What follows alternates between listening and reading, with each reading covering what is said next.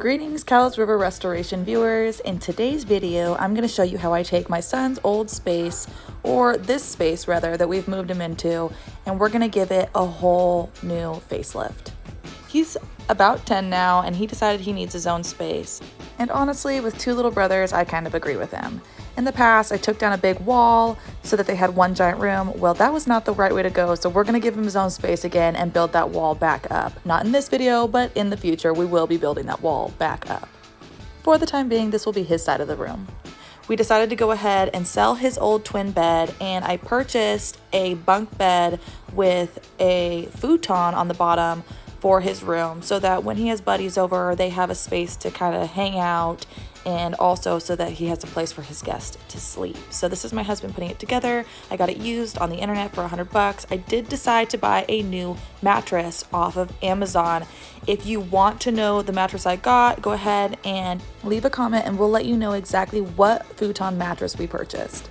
It is so comfortable. The other mattress just was not up to snuff. It was so heavy and there was a little bit of a scent, so we decided to go ahead and get rid of that old mattress. I just gave it away for free, and then we bought this new mattress, which is way lighter than what those old mattresses are, and this one's memory foam. So I set it all up, and then you have to let it sit for about 24 hours to fluff up, and it is so cozy. We purchased all new bedding off of Amazon. It's galaxy themed. I decided to use a sheet rather than a futon cover over the futon because of the price and the material, and everything about it was better. I put all of his stuffed animals into that navy blue beanbag chair that you see there in order to save space and also to make them functional as well. I'm moving everything in his room away from the walls because I'm going to paint all of his walls white. It's an ultra white by Behr in a satin finish. The coverage was great. It went over the black really well. Literally 2 coats did the trick. I'm going to do all of his walls white, except for I'm going to leave one black accent wall, and I'm also going to be painting the ceiling black. I will also do black trim around the window. Again, 2 coats of this ultra white on all of the walls, and that really did the trick. That white paint over that faux brick that we did looks so awesome. I absolutely love that. Now I'm going to take all of the brackets off the wall. I decided that I'd like to go with a lighter wood against that dark black wall, just so that there's a little more variation. Also, a lighter wood, I've noticed, doesn't show dust as much, and since I'm not planning on dusting his room all the time and he's a young boy, I don't know if I want something that shows dust that much. So I went ahead and took all of those boards down because I was planning on sanding them all down to bare wood and then sealing them. I did fill the holes for the one lower shelf because that one will not be going back up. I am going to put the 3 top shelves back up because they will go over his entertainment center. After the putty dried that I used to fill any holes or places that I had originally hung things in the past, I used a roller and I painted the wall and the ceiling with that same cracked pepper black that I've used in just about every other room of my house. This paint is by Valspar. I got it in an eggshell. I used a roller for the ceiling and also for the wall. I used a Woodster angle brush to do all of the cutting in. I went ahead and did black trim on the black wall, and on the white wall I did white trim, so there's not a lot of variation other than the fact that I did do black trim around the window. I am so grateful for that handle that I used to paint the ceiling. It made life so much easier. It's basically like a wooden broom handle. It was great when I got to take off that tape. I'll tell you, there's not a whole lot I like more in the world than taking off painter's tape when you're done. Here's what it all looked like after I got it done. I did get a little bit of paint on the fan, which isn't a huge deal breaker because we're gonna go ahead and replace that old cheap fan anyways. I ended up getting new boards because the original boards that I had and took off the wall, I didn't want to spend the time trying to get them back down to bare wood. So I bought some new boards to put on that wall, sanded them all down so that they were nice and smooth. I used a 220 grit with my orbital sander and then wiped them all really clean. Then I did a matte finish poly over those to seal them up real good and make them nice and durable. The thing about these boards, however, that I didn't realize so much until I got them up there was that they were pretty warped. I did decide to use the old boards that I had, and I was going to do floating shelves with them. So none of the materials went to waste. I mean, wood really never goes to waste around my house anyways. So I used this saw to try to cut it, but when I got to the end, it kept jumping back at me. What I ended up doing was breaking it in half, and then I had to sit there for a minute to process the fact that it wasn't a clean break. The first one was a clean break, the second one was not a clean break. It'll be fine. It'll be fine.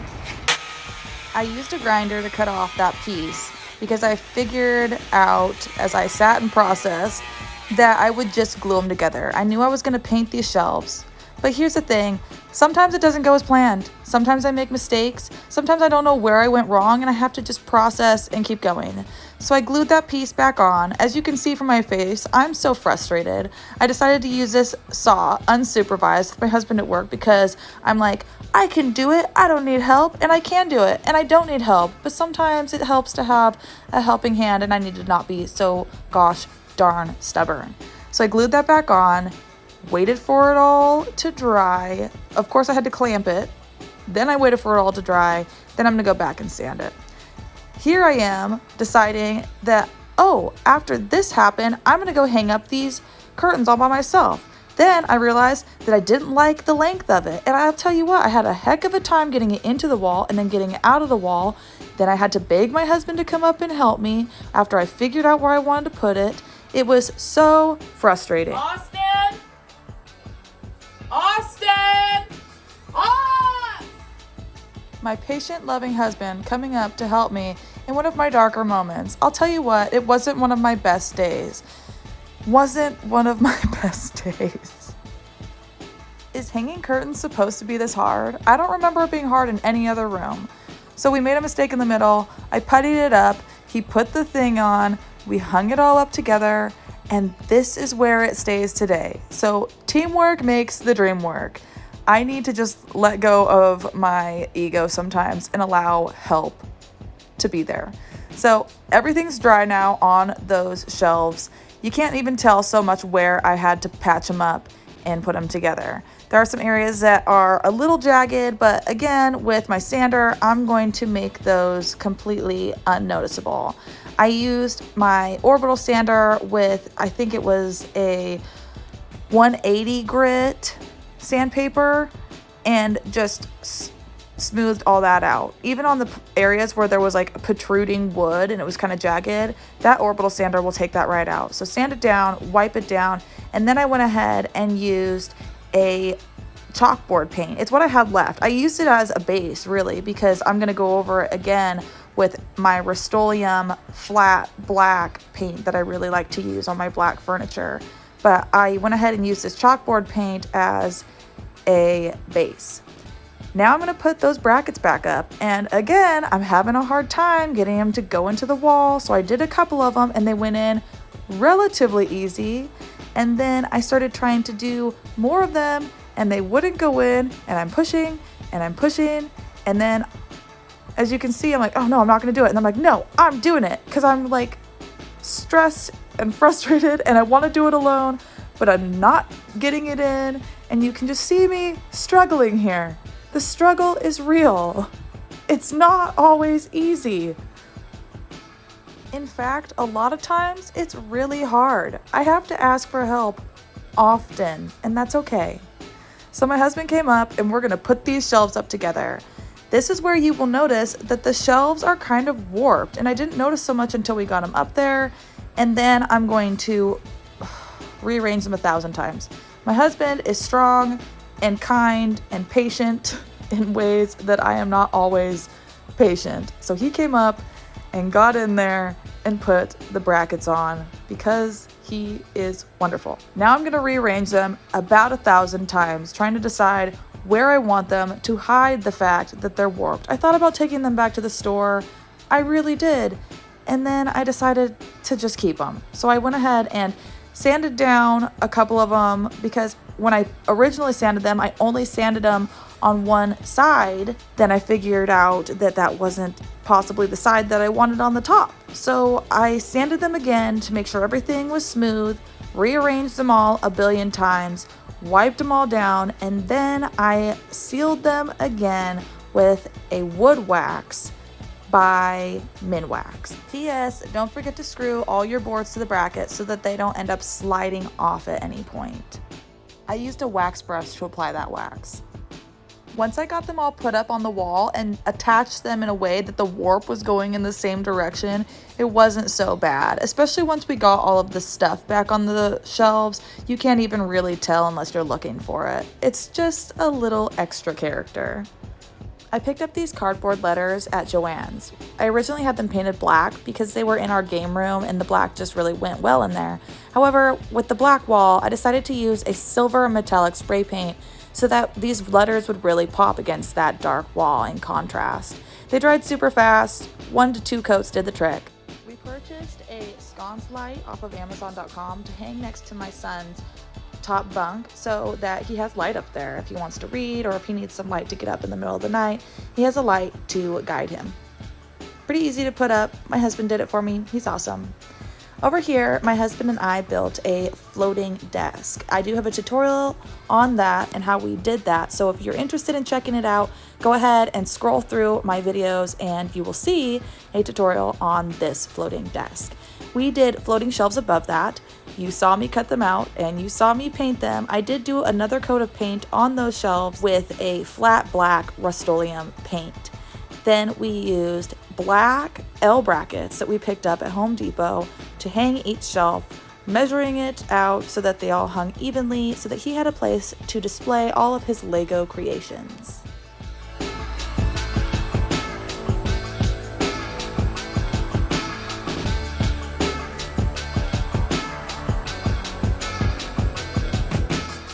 I purchased a black shag rug off of Amazon.com, and this is the way that it came packaged. The thing that really drew me to this rug was one, that it was pretty darn big, so it would fill the space, but also the fact that on the back side it had like non-slip grippies, so I thought that that would be great for his room so the rug wouldn't be sliding all over the place. I refinished the cabinet and also these shelves in his room, and I painted them black and switched out the hardware. I've got a tutorial on the cabinet also if you want to check that out on how I turned that into his closet and just refinished the outside of it to make it look more modern and kind of flow with his bedroom. So that's what they looked like before. If you want to see how I painted those, go ahead and check them out. And here's his room today. Well, sort of. I mean, it's not as clean as it was the day that I posted this, but this is the general idea. He's got that new bed, he's got that floating desk, that's his closet that I refinished. It used to be a TV console, but now it's his closet. Those two shelves used to sit on each side of the console, and now they are his bookshelves. I put a little shelf in there with cubbies for Legos. There's his silver letters up above. He's got room for trophies and for action figures. He's got a new little fireplace in there. He's got his curtains hung up. I'll tell you what, that fireplace has been one of his very favorite things. The flame on it turns different colors. We picked that up off of Amazon.com. I also got that little rolly stool off of Amazon.com and put that together myself. It's super sturdy. He is so in love with his space. He's not even fretting about the fact that we haven't put the other wall up yet because he just loves having his own space so much. So we are planning on putting the wall up. Maybe I'll do a tutorial on that when we decide to do that. But as of right now, this is what we've got going on. I love his little beanbag chair that we made with stuffed animals in it because it's cozy, but then it also is a wonderful place for storage, and we picked that up of Amazon.com also.